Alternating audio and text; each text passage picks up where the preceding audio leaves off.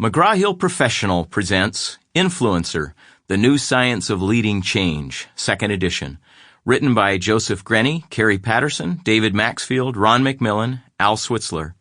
Narrated by Joseph Grenny. We dedicate this book to influencers everywhere, to the tenacious leaders who have not only added to an ever-growing knowledge of how people change, but have also restored hope, inspired action, and made it possible for each of us to amplify our influence to change the world for good. Part 1. The New Science of Leading Change. Chapter 1. Leadership is Influence. I haven't got the slightest idea how to change people, but still I keep a long list of prospective candidates just in case I should ever figure it out. David Sedaris. It wasn't the most harrowing research junket we had ever taken, nothing like earlier adventures in our influencer research to some of the more dangerous parts of the world. No threat of deadly parasites, no confrontation with aggressive panhandlers, no fear of being kidnapped, no wrangling with corrupt politicians. This time our research had taken us to New York City, to one of the Big Apple's finest restaurants where, as part of our demanding research regime, we'd be tossing back scrumptious appetizers while chatting with a brilliant restaurateur. It was a tough job, but someone had to do it. All of this was being done as part of an ongoing project aimed at discovering how some rather remarkable people routinely influence human behavior in a manner that is the envy of all who know them. The person we were visiting on this particular day was Danny Meyer. Danny had earned the title of influencer by fostering a unique culture of customer service. Every one of his restaurants had been in the top 40 of Zagat's ratings of customer preference, practically since the day they first opened. We soon discovered that the reason behind his unparalleled success was his capacity to influence 1,500 ordinary employees to consistently create extraordinary experiences for their 100,000 daily guests. Actually, extraordinary is too small a word. For example, a woman frantically rushes through the entrance of Gramercy Tavern, one of Danny's exquisite establishments located in the Flatiron district of Manhattan.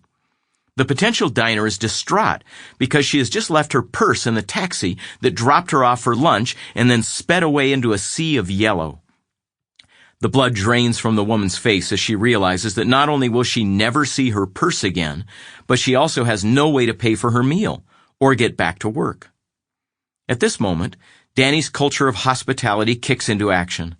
An employee, let's call him Carlo, notices the stranger's look of panic, learns of her problem, and invites her to join her party, who are already seated and waiting for her. "Don't worry about paying," Carlo comforts the worried guest. "We'll settle up some other time. For now, please enjoy yourself. In the meantime, what is your mobile number?" Surmising that the frantic customer likely left her cell phone in her purse, Carlo asks a colleague to repeatedly call the number. 30 minutes later, when the taxi driver finally hears the ring and answers the call, he's many miles north in the Bronx.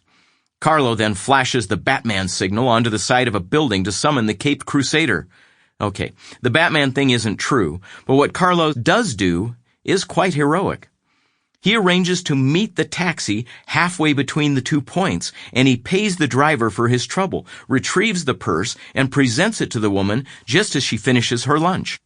We're guessing she responded by promising to name her firstborn child after the caring man who has been the very essence of hospitality.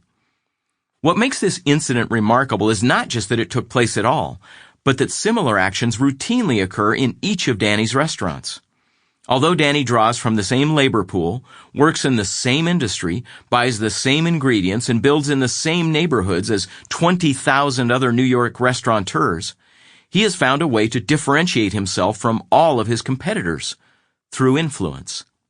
Members of Danny's staff behave markedly differently from your average restaurant employee, and this has not been the result of some lucky accident. It has been the result of Danny's systematic and intentional actions aimed at influencing very specific behavior. That's why we traveled to New York. We went to see what made Danny an influencer. A common thread.